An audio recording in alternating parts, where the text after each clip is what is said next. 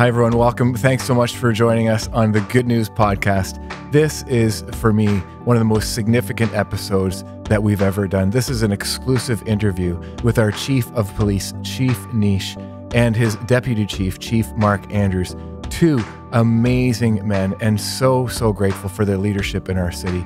We are going to drill down deep into some of the questions that many of us wonder about, especially when it comes to the work on anti-Black racism. These guys were so open, so real, even expressing the reality of the systemic change that needs to happen within our police force. This is a great interview. I think you're going to really enjoy it. Let's dive in.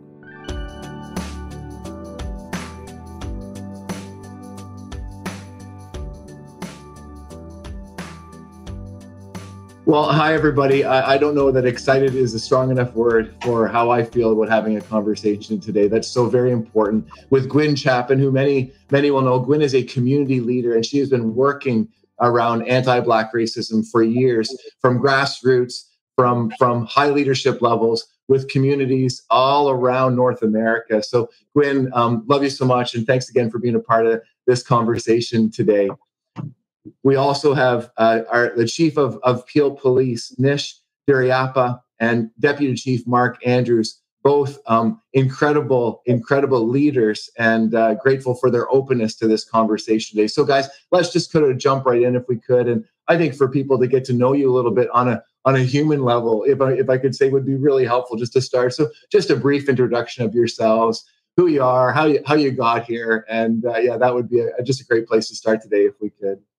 Sure. Thanks, Pastor Jamie, and Gwyn, thank you for obviously being a steward of creating spaces for us to connect with NBU. And Jamie, thank you on behalf of our whole organization. So let me, for sure. I think the opportunity here is in a real relaxed environment for us to kind of say who we are behind the uniform. And although I'm wearing a golf shirt and Marc's in the uniform,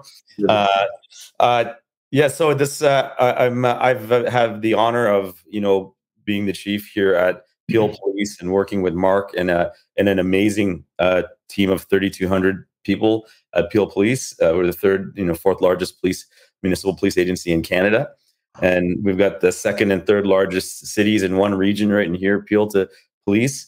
But on a personal level, this is my 26th year of policing. And I am a father. I've got 3 kids, 14, 12, 10. My partner, my wife's a teacher in Peel.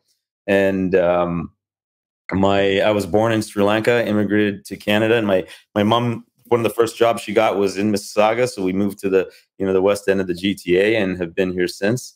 Just behind the scenes. So I think one thing you need to know is that I'm a Christian too, and I worship at a church where I help lead worship on when the opportunities arise. Yeah. And I think it's important to know because it's not just because we're talking to you and your congregation and the table of reconciliation, but I think it's important to recognize that there are people. We're all 3,200 of us have families, lives, and are connected in so many different ways with different faiths and different communities. So we just appreciate the opportunity to have this important discussion because we know that the idea of reconciliation means you're coming back to making yourself whole, right? Which would imply that the heart and the spirit initially was unity, right? And we recognize that there are many difficulties and barriers to that, but that we as a keeper of our sector and policing, particularly here in Peel, it's incumbent upon Marc and I to make sure we make some monumental changes on our end to do that for not just ourselves but the community we serve. So.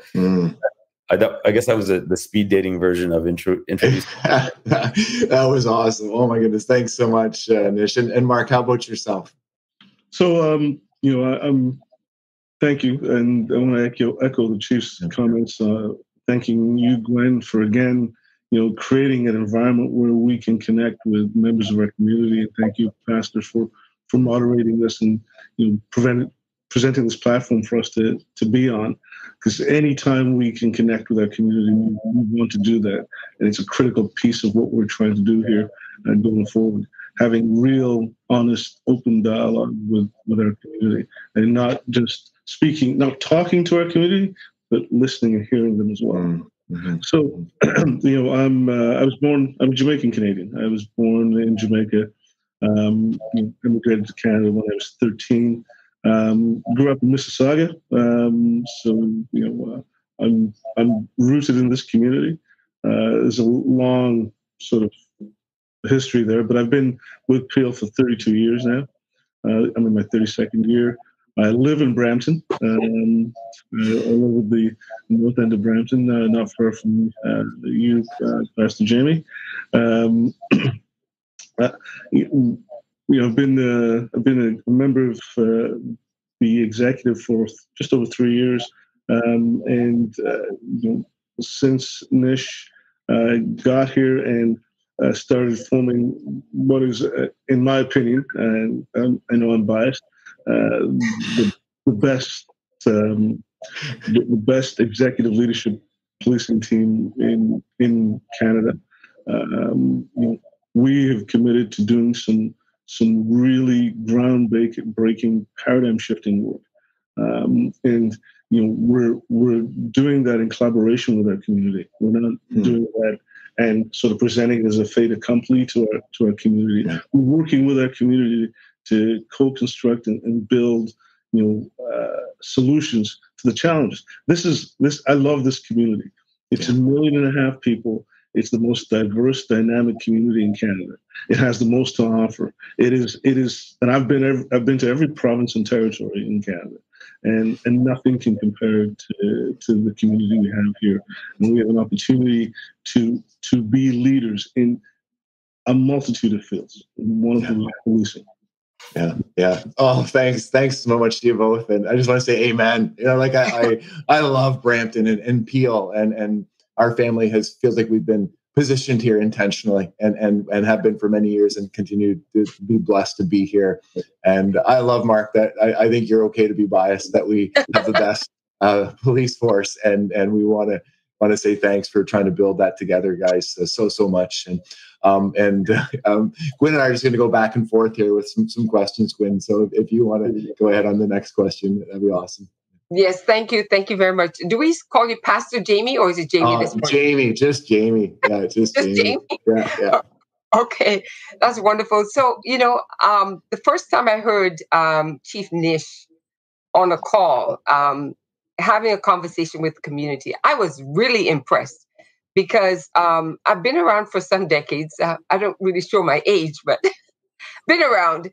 And I've listened and watched quite a few people in leadership do their talking, or whether it's lack of walking. But I was very impressed by what was coming out of Chief Nish, and it showed me right away this was a transformational type mind, and someone who seemed to really care about community and people. And I found him very intriguing, and I said, I've got to meet this person, because I know, again, it's so important, the individuals, the moral character of those who are leading us, the ability of those leaders to have a vision that is inclusive and, really focuses on the emancipation or development of all communities. And I was very impressed with him. And I always like to dig a little deeper. And my first question to you is, why did you decide to take on a career as a police, or get into policing? So that question is both to you and Marc, or should I, Deputy Marc and Deputy Nish? Just Marc. Marc and Nish is fine. Thank you. Thank you for the question. So, I thank you. I mean, this is a great question. We could probably talk for a couple hours this morning, but there's so much to say, right? My experience is, not unlike many other newcomers. Came from a country where, policing was not seen as an honorable profession. It was seen as an arm of the state. A very And so my parents came at a time before some civil unrest in Sri Lanka, and they literally came with the assets they could physically carry in their luggage. And in their minds, I think they thought the sacrifice to come to a new country, whatever opportunities that I could, experience here had to be greater than the sacrifice of leaving a country, right? So they never thought about policing, that's for sure. And it was doctor, engineering, accountant, something like that. So, but what happened was when I was in high school, one of my teachers introduced me to an engagement program for ethnic children, cultural ethnic program with the local police service. And as a result, I was able to, not only see a little bit of policing in the summer. My friends were flipping burgers and doing telemarketing. Not that there's anything wrong with that, but as a young person, it actually exposed me not just to the job, but the relationships that I developed with the officers that really went out of their way to show me who they were. And, back to the earlier point, their coaches, their uncles, their parents, their brothers, siblings, their community members too. And it really shifted this concept of, relationships are everything. And going back to your initial thoughts are, policing has been pretty proprietary, right?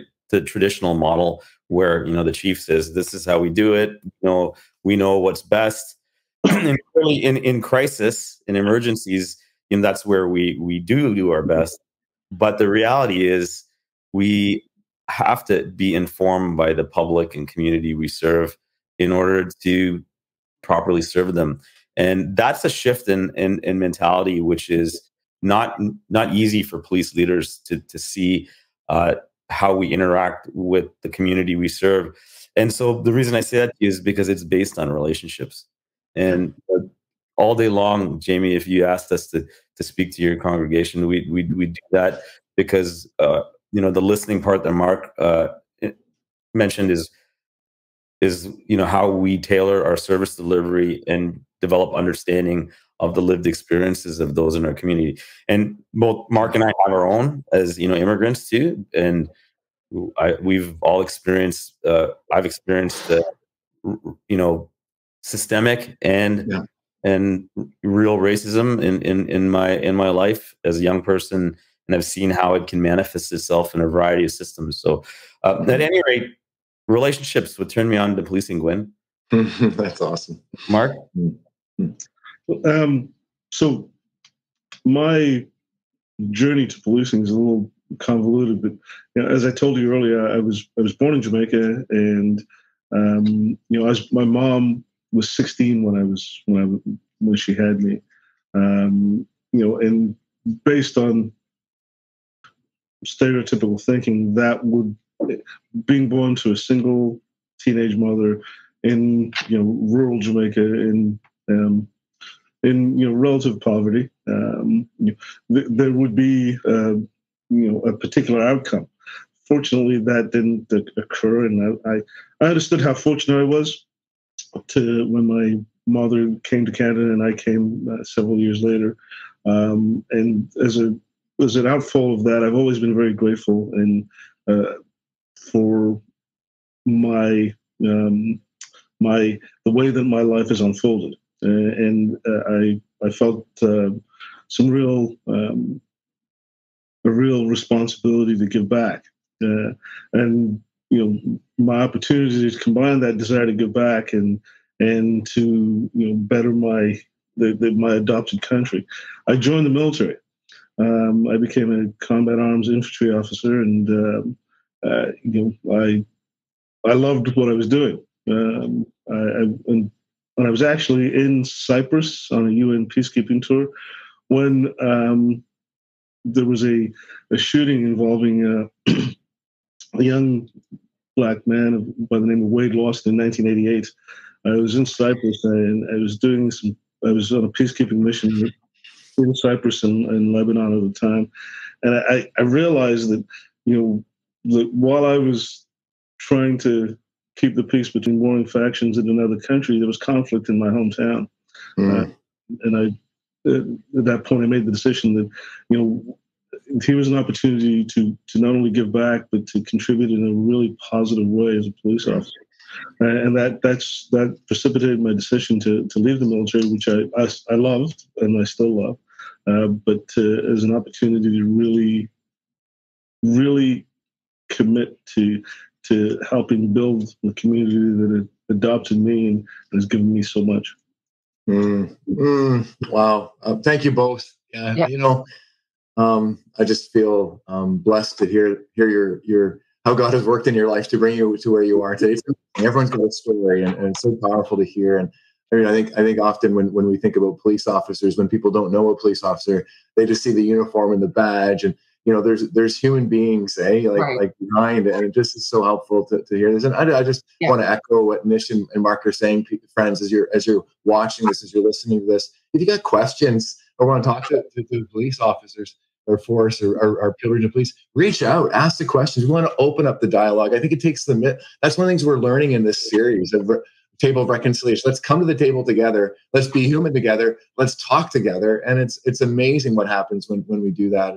And so really appreciate this open, honest opportunity to have conversation. And the listening piece that, of course, is so important to every leadership role. And just recognize that that's a huge part of what you guys are doing in your leadership roles. This next question, it kind of gets us to that open, honest piece. And I think certainly also recognizes the difference between the systemic reality sometimes and the individual police officers and the great work that they're doing. But in reality, as you also named yourself, racism is real. And we're trying, that's why we're talking about this. We want to try to bring a new world, a different world, and that is no longer a reality. But some people have had, who we've been listening to, have had negative experiences with police officers in the past because of the color of their skin. And just an opportunity to say, what would you want to say to those people? But then I guess also the other part of that is what kind of accountability is in place when those sort of things happen. If I could ask, and Marc and Nish, we'll just leave it up to you, how or who wants to respond. Sure, thank you, Jimmy. And Marc and I can, both fill in the spaces for sure. So, the first thing we want to do is acknowledge that,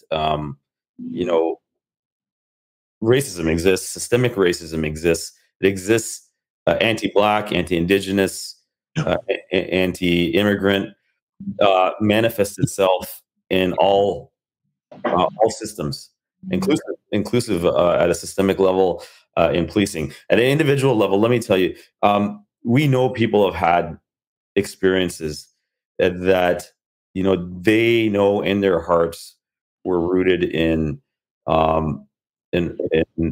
differential treatment that affects them in a personal way.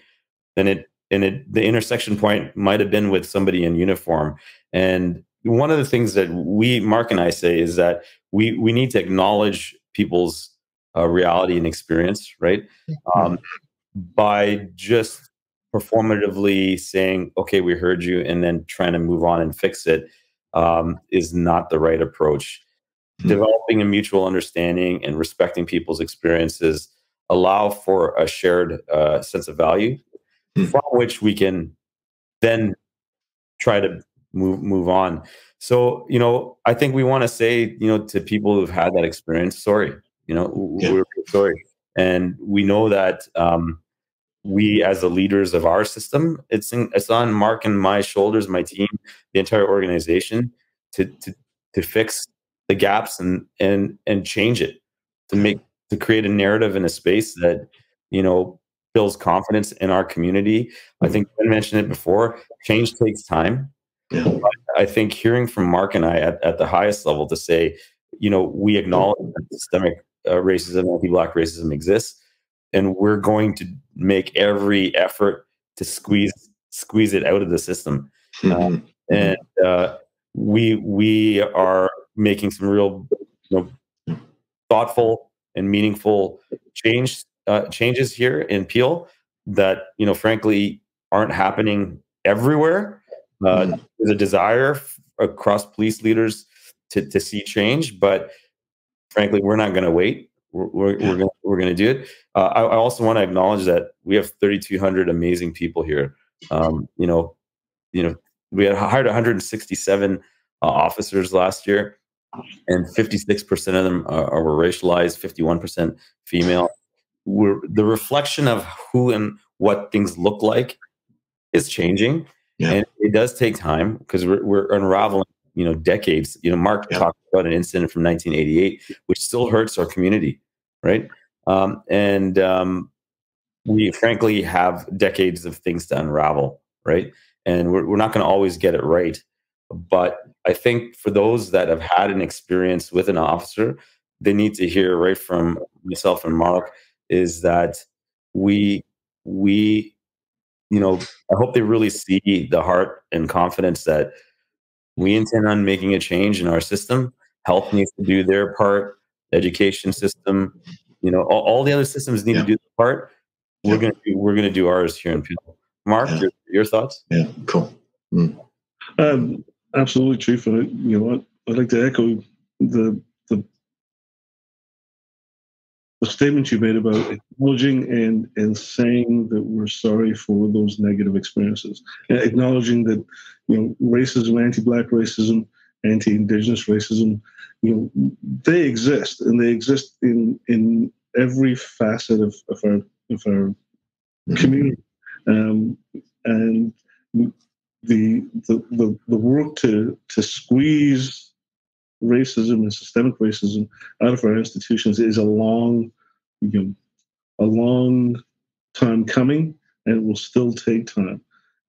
But people hear what you say, but they see what you do, and we're not just making the statements, but we're taking the actions.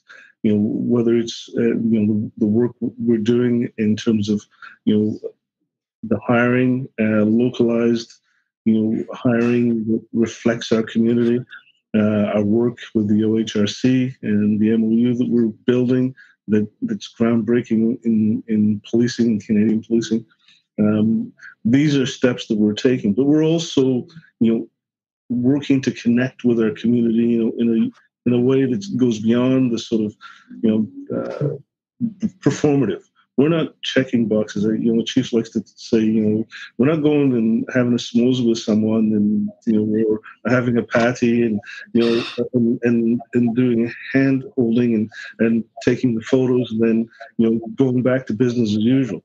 We're working to connect with our community in a real human way, and then building on that relationship that the chief spoke about earlier, to inform the way we deliver services to our community, with co-constructing the way those services and the way we build the response to challenges in our community, whatever those challenges may be. We're working across our community with the complete community, not with only a small segment or a politically significant segment of the entire community, to build the service that the community deserves, the wants and deserves, because that's very important. On forum after forum after forum, people ask hard questions, and we're here and ready and willing to answer them. But they also, indicate a real willingness to work with us. Because the community wants good policing. The community wants good policing. That's what they want, and that's what they deserve. I was just wondering, Nish, what are some of the key sentiments coming from the community? Based on your many conversations that you've had with them, what are some of the key things that they would really like to see change? Yeah, so I have many thoughts. One thing is, first of all, we know we've heard in this last year and a half since post George Floyd and our localized incidents that our community is, there's an aggregated sense of frustration, like enough's enough, right? There's that frustration from the community. Yeah. What comes out of that is also this. Okay, Nish, we hear you saying this. Marc, we hear you saying this, but how do we know, it's really going to change anything? That there's an element, Gwyn, I think you touched on it, is, really be praying for, patience as we make these monumental changes to systems. But there's come on, we want to see some outcomes. There is a real need for transparency in process.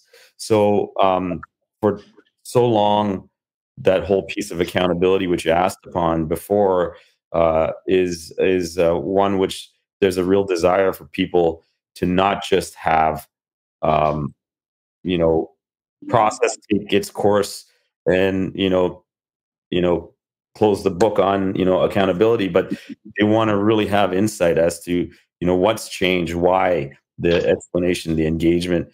And that's something that big systems like the justice sector, policing, have this aura of what's happening behind closed doors. We don't really understand.